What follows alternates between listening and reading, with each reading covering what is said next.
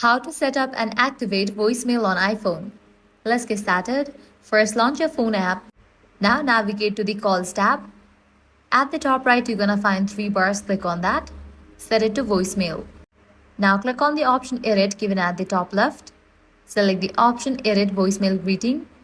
Set it to Custom. Click on Record. Just record the voicemail greeting, and once you do that, you are good to go. You have activated voicemail. Likewise, close this and launch your Settings app. Now scroll all the way down and head over to the option Apps. From the list of apps, find Phone. Launch it. Now scroll down. You're gonna find the option of Live Voicemail. Make sure you have enabled for this option. Now you are good to go. You have just enabled voicemail on your iPhone.